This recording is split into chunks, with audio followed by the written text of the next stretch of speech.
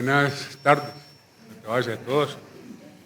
Pues lo primero es de verdad darles un agradecimiento a mi vecina de apartamento, la profesora Silvia de Castro, a quien conozco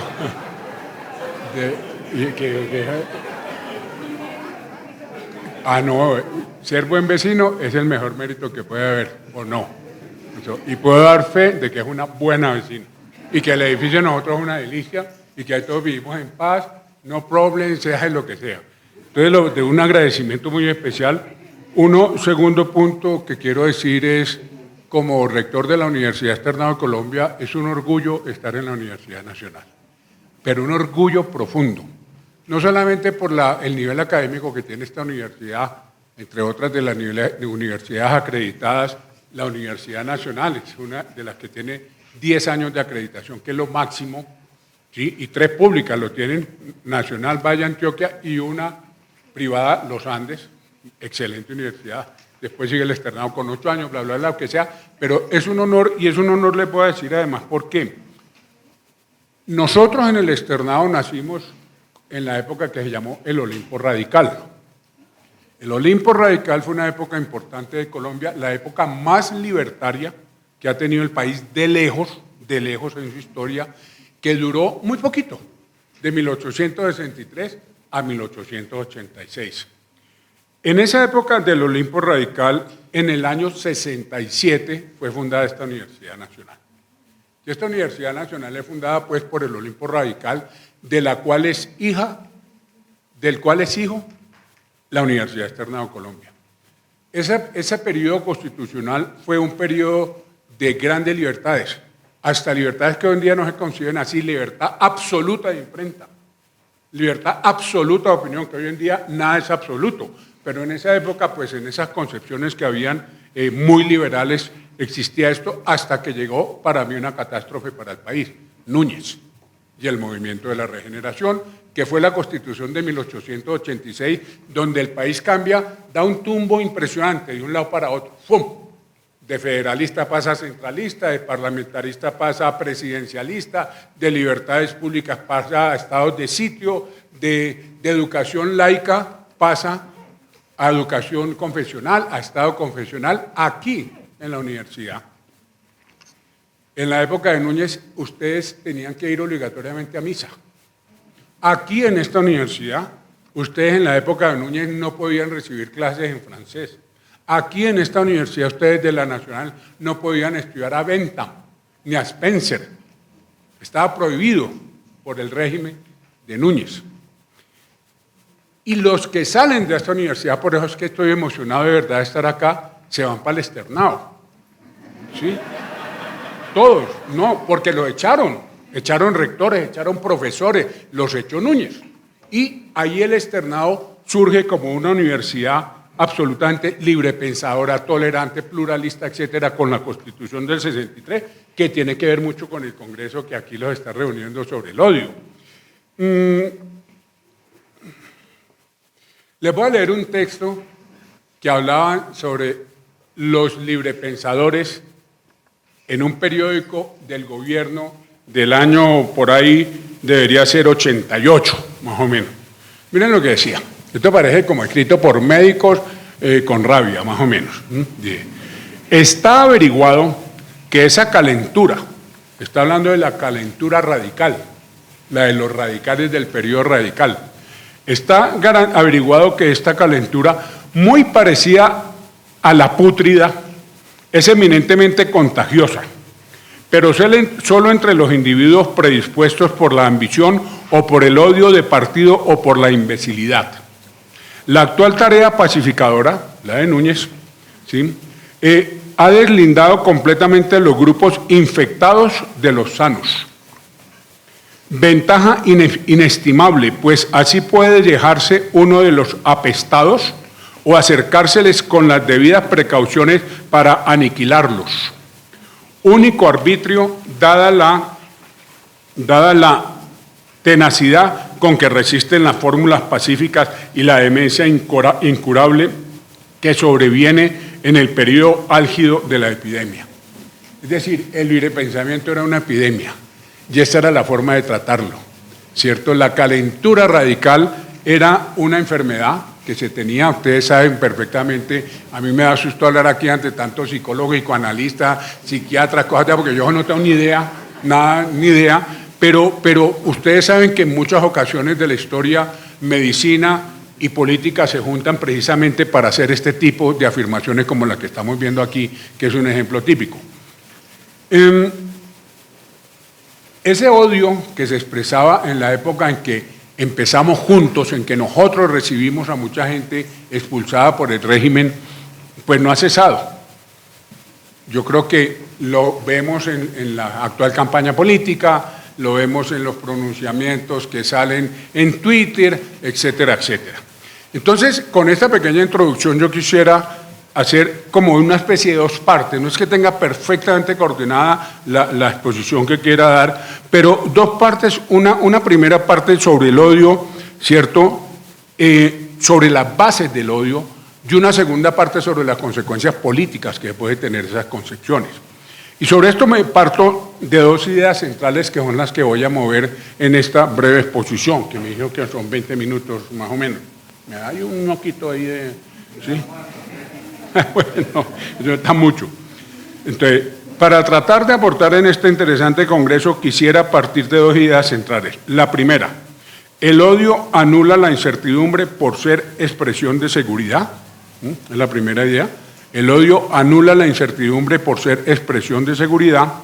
Y la segunda, el odio o la ira surge del miedo que a su turno es nutrido por la incertidumbre. En un libro que no es que sea muy académico el libro, pero es chévere, que se llama Contra el odio. Se lo recomiendo. Una autora alemana que se llama Carolina Emke, E-M-C-K-E. Tiene algo que por lo menos a uno, yo creo que muchas veces de los que hemos leído 40.000 libros en esta bendita vida, uno con que se le quede una o dos frases claras del libro, ya uno dice, pasó. ¿Sí? Porque se le olvida a uno, ya uno tuviera memoria para recordarse todo, pues seríamos genios todos. Pero el punto es que aquí, por ejemplo, miren lo que dice ella del odio. Quienes odian deben sentir eso, seguridad en el odio. Si se duda del odio, no es posible odiar. ¿Sí? Si se duda del odio, no es posible odiar. Odiar requiere de una certeza absoluta. Entonces, ahí es donde yo trato de ligar odio con incertidumbre, ¿cierto? Con seguridad, porque un primer presupuesto de lo que vamos a decir acá es que el odio es categórico, el odio es redondo. Yo no puedo decir, te odio, bueno, de pronto una publicidad aquí de la selección colombiana acá en una época, te odio al mismo tiempo te amo. Sí, pero cuando uno está en momento de odio, uno está odiando. ¿Sí? Uno está odiando y la expresión máxima, un nivel creo más elevado del odio, es la ira. Que ya después cuando se le vuela a uno la teja, ¿cierto? Entonces, también quiero decirles en esta introducción con respecto a la Nussbaum, que hablábamos con Silvia ahora de este libro, que también se lo recomiendo, es de mayo. Es un libro muy chévere porque yo he leído mucho a Martha Nussbaum, me ha gustado mucho siempre, pero este se llama La monarquía del miedo. Y tiene que ver mucho con este tema, la monarquía del miedo. Y ese libro es muy chévere porque no tiene ni pies de página. Es como esta señora ya con sus 70 y pico años de edad escribiendo como los sabios, con sencillez. Sí, escribiendo así, y por eso le recomiendo ese libro. Y en ese libro dice que los elementos definitorios de la ira son un daño significativo a nuestro círculo de valores o de cosas o personas que nos preocupan, que además sea un daño indebido. O sea, eso es lo que es la ira, según esta señora, vuelvo a decir, es un daño significativo a nuestro círculo de valores o de cosas o personas que nos preocupa, que además se estima como un daño indebido. Lo cual complementa la posición de Aristóteles que ella trae definida en el libro cuando dice que para Aristóteles el miedo es el dolor producido por la aparente presencia inminente de algo malo o negativo, acompañado de una sensación de impotencia para controlarlo. ¿Sí? Vuelvo a decir esa gente, porque sobre esta idea es que vamos a jugar un poquito en el desarrollo de la exposición, pero Aristóteles, a ver, lo cual se complementa con la noción de miedo que cita de Aristóteles y que consiste en comillas, es el dolor producido por la aparente presencia inminente de algo malo o negativo acompañado de una sensación de impotencia para repelerlo. Entonces, a partir de estas ideas introductorias yo quiero decir, uno, el tema de las bases del odio, o sea, ¿de dónde surge el odio para la visión que manejo acá? Y lo digo con toda sencillez, se los digo sinceramente y mirando a los ojos, yo soy un simple abogado, pues que trata de ser jurista y a veces humanista, pero pues de formación yo soy jurista, abogado, y meterme en estas honduras me da un poco de temor, lo hago con pudor, digamos, ¿sí? Pero el punto de partida para mí es que el odio surge del pensamiento determinista absolutista, ¿sí? De ahí surge el concepto de odio, del pensamiento determinista absolutista en contra de otra corriente filosófica, otra corriente conceptual que no es determinista. Yo estoy agregando espontáneamente aquí absolutista, que no es determinista absolutista, sino que cree más en la física cuántica, que cree más en la filosofía de la complejidad. Estoy hablando de Morin o Morin, como lo quieran decir, Edgar Morin o Morin, ¿cierto? Estoy hablando de dos polos que tienen que ver mucho con la formación de nosotros, psicológica. Y esto, lo que estoy empezando a decir, lo extraigo de una frase que leí una vez. Se ve que le pagaron a Morin para que hiciera una vaina en el CNA o en el CESU, no recuerdo, algo de educación, y él la hizo, y ahí me encontré con una frase que a mí me dejó descrestado. Y la frase decía lo siguiente: la vida es un océano de incertidumbres con archipiélagos de seguridad, no a la inversa. Miren lo evocadora de esta frase. La vida es un océano de incertidumbre con archipiélagos de seguridad, no a la inversa. ¿Eso qué significa? Que quien tiene mucho de seguridad tiende a ser mucho más odiador. ¿El verbo existe? No. Yo odio, tú odias, sí, tiene que existir. Odiar. Odiar es el verbo, odiador, no sé si exista, pero pues me entienden, ¿cierto? Quien tiende a vivir en archipiélagos de seguridad tiene mayor tendencia al odio. Quien tiende a vivir en archipiélagos de incertidumbre tiene menos tendencia al odio. Y desde acá vamos a ir ligando con temas de la segunda parte. Es decir, quien odia es menos democrático, quien cree en la incertidumbre es más democrático. Yo sé que parecen reglas muy elementales, pero creo profundamente en eso que estoy diciendo. Y esto se produce en términos psicológicos con algo que leí en un libro que me fascinó muy chiquitico, de Viktor Frankl, el creador de la logoterapia, entre otras, opositor de Freud. Yo hablándole aquí a la profesora sobre Freud, imagínense el descaro, ¿cierto? Pero Viktor Frankl tenía una idea que era muy interesante y era la noción de angustia anticipatoria.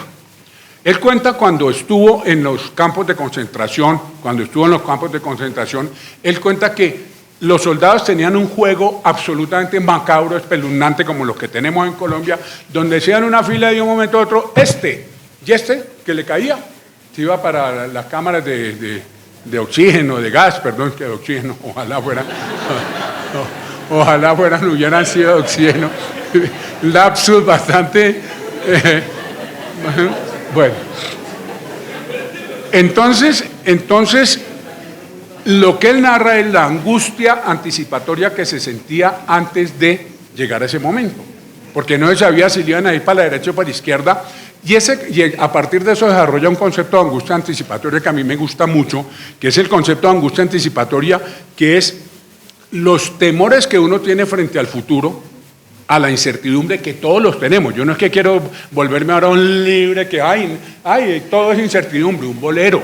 Uno necesita saber que aquí está en un auditorio, que hay, no sé, 200 personas, porque si no, pues estaríamos esquizofrénicos, yo no sé qué enfermedad por ahí como extraña. ¿Sí? Tenemos que tener indudablemente indicios de seguridad, de cosas, mi profe, caramba, que no le había visto. Entonces, con eso, ¿qué quiero decir? Que ese concepto de angustia anticipatoria es un concepto que surge de la incertidumbre y que genera miedo, ¿sí? Y eso, volveremos sobre ese punto ahorita, ya estoy adelantando mucho, esa angustia anticipatoria que surge de la incertidumbre y que genera miedo es lo que hace producir el odio. Creo que va un escalón, digamos, en ese sentido. Y todo viene porque el método científico, el método de las ciencias sociales, el método del reduccionismo, el método del determinismo, Newton, bla, bla, bla, bla, bla, bla, bla, bla, bla, no soy humanista, ¿sí? Ese método determinista es un método que pretende dominar las causalidades a través de la experimentación y busca aminorar las dudas. El método científico supone validación o refutación experimental. En ello se contrapone al pensamiento dogmático que se basa en la evidencia y no tiene necesidad de verificación. Y hay un libro que es antiguo que también les quiero recomendar mucho, que se llama, ya les digo, se llama Un puente para dos miradas. Es un libro hermoso. Si lo pueden conseguir allí sea pirateado, búsquenselo. ¿Sí? Vi que estaba en Amazon.com. ¿Sí? Es un libro, mire, son conversaciones sobre el Dalai Lama, con el Dalai Lama sobre las ciencias de la mente. Ese libro es alucinante, porque es un libro en donde hay un diálogo entre el Dalai Lama, lo fueron a visitar por allá, ¿cierto? Ni sé dónde, pero por allá lejos. Sí, lo fueron a visitar por allá como 4 científicos occidentales, físicos, etcétera, y es donde hacen una discusión sobre cómo se forma la verdad, cómo es el método científico. Y en ese libro se dice que, a ver qué se me hizo, que los resultados de los procesos científicos son independientes de cualquier perceptor humano, que eso es lo que consiste precisamente el reduccionismo o el determinismo, en donde el sujeto vale menos que el objeto, porque supuestamente el objeto, ¿cierto?, es objetivo, es real, se palpa, se toca, se experimenta y por tanto la interpretación es objetiva, pero esa objetividad que supuestamente domina la causalidad, ¿cierto?, esa objetividad que de pronto domina la causalidad, tratan de sacarle todos los elementos subjetivos que puedan para que coja pureza las verdades o la ciencia. Y eso es precisamente lo que se está derrumbando, aún más, no es que se esté derrumbando. Desde los años 60, 70, ese determinismo en términos de filosofía se están bajando mucho.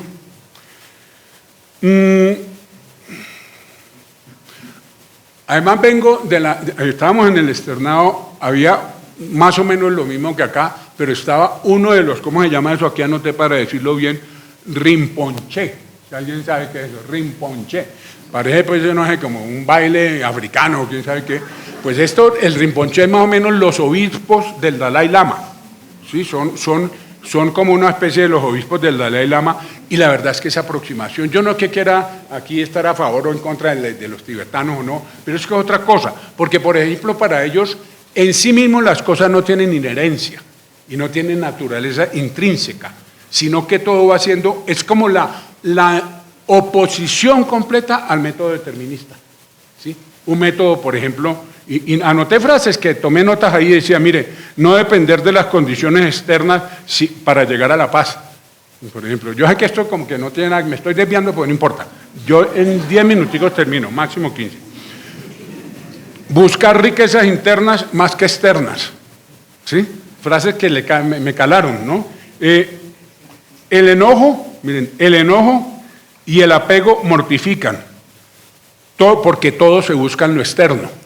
Y esta gente pues es muy de su mente y del dominio total de la mente para llegar a la paz absoluta y al nirvana y al no sé qué cosa. Pero les decía con esto que el método científico o el empirismo lógico tiene 4 etapas que son las que suponen que dominan la causalidad, que es lo que da seguridad. Eso es lo que quiero insistir. Un pensamiento seguro, entre comillas lo pongo, es un pensamiento que cree tener certeza sobre la causalidad de lo que está analizando y está diciendo. Y ese pensamiento determinista reduccionista se basa realmente en 4 etapas. Ver, agua con vaso, ¿cierto? Ver, armar teorías que explican los datos, no sé, si hago así, se mojó, sí, se moja. Y de verdad se mojó, ¿sí? Se mojó. predecir futuras observaciones, si usted vuelve a hacer, se vuelve a mojar, ¿cierto?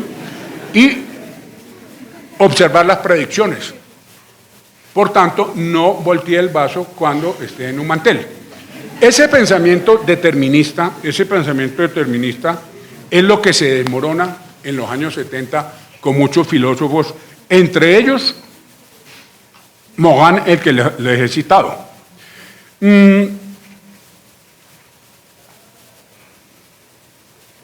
Sí, aquí tengo unos rollos sobre el budismo, pero no creo que vengan al caso de decir, entre otras, por tiempo.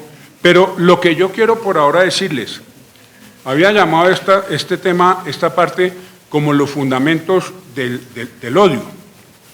Para ir sintetizando, para mí, ¿cuáles son los fundamentos del odio? El pensamiento determinista absolutista que niega cualquier posibilidad de incertidumbre, porque el odio es un sentimiento total, ¿cierto? Total y lo más antidemocrático que pueda existir, ¿sí? Es decir, para mí el fundamento del odio viene a ser lo contrario a lo que se llama hoy en día el pensamiento complejo, que es el que he leído algunos libros de Morin que se me hacen absolutamente interesantes, que les doy una cita de él en un libro que llama Mon Chemin, Mi Camino, gran traductor, que dice: el pensamiento complejo busca reconocer lo que une el objeto a su contexto, el proceso en el cual la organización se inscribe.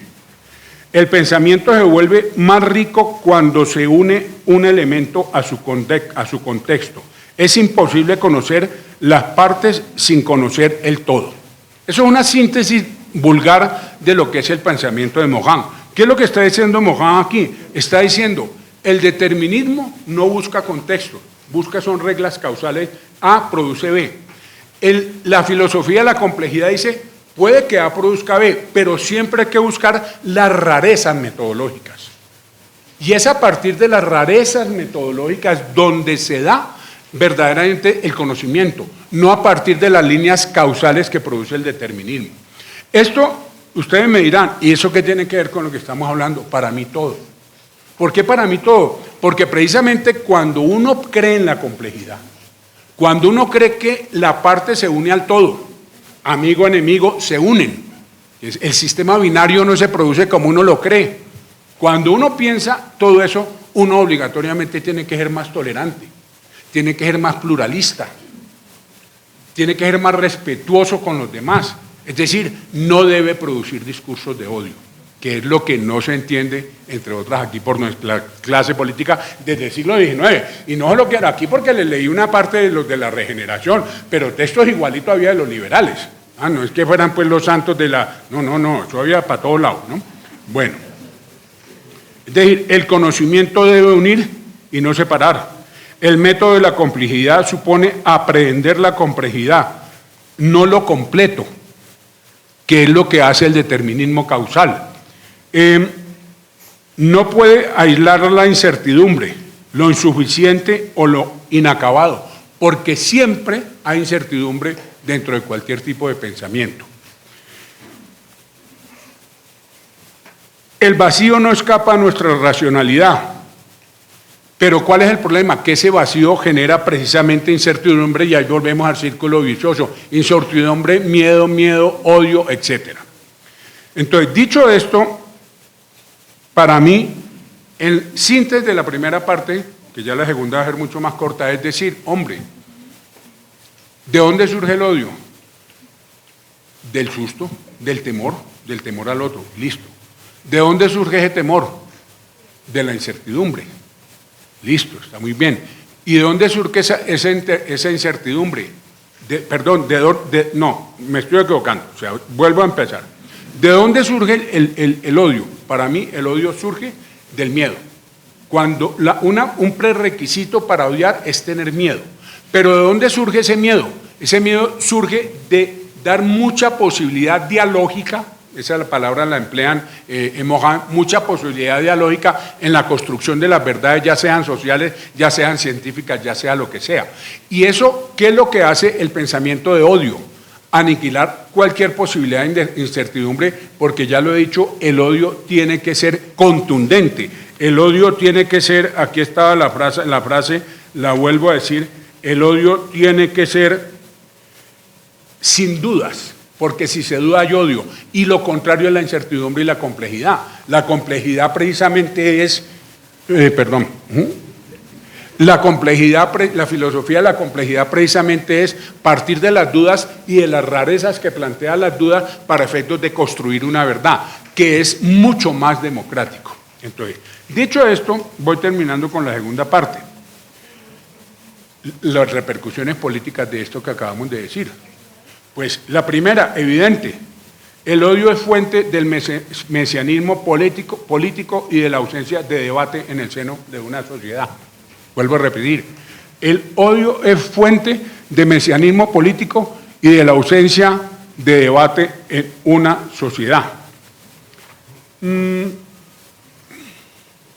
Porque las sociedades y los políticos saben cómo producir miedo, que lo hemos visto acá, por favor.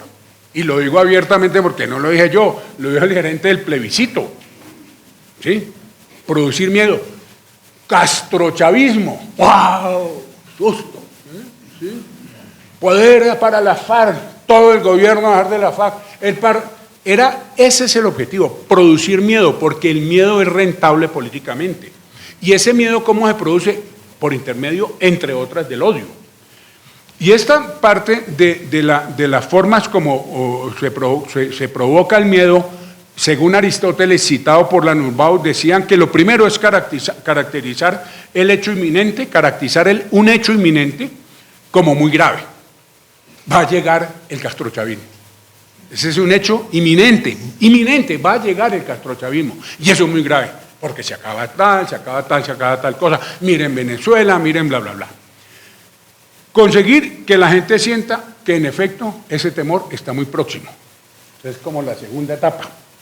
La tercera etapa es hacer sentir que la situación está descontrolada, porque eso precisamente produce el miedo. Y la última, ¿cuál es? Pues la que corona todo esto, un espíritu salvador. ¿Sí? El Mesías que va a controlarlo todo, el Mesías que va a decir, no, aquí no hay incertidumbre, que va, hay que hacer esto, páquete, ¿sí? Y esa es una posición, pues, bastante absurda, porque, entre otras, el odio tiene varios errores. También estoy extrayendo esto de Martha Nussbaum. Uno, que es el obvio, el natural, es que nos despista y nos desorienta. Cuando uno actúa con odio, de por sí está actuando de manera desorientada, porque no está teniendo la complejidad del conocimiento, sino la unilateralidad de la construcción del mismo. No es un pensamiento democrático, constructivo. Lo segundo es el error del estatus, porque ¿qué es lo que genera el odio? Yo soy superior que el odiado, si no, no tendría chiste. Me supongo que eso tiene alguna explicación en psicología, no sé, pero le digo, si yo odio es porque usted es una bestia, no yo. Si yo fuera una bestia, pues me odiaría a mí mismo, pero no odiaría a la otra persona. Entonces, eso también cambia el estatus de los seres humanos, porque el odio vuelve a quien odia, lo vuelve un superior no demócrata, no coetáneo con todos los asociados y con todos los congéneres. Y el otro error que produce el odio es el de devolver el golpe. Así lo dice textualmente, como una forma de sanación, cuando eso no sana, porque de todas maneras, violencia produce violencia. Bueno, eso es todo. Muchas gracias, Silvia. Gracias.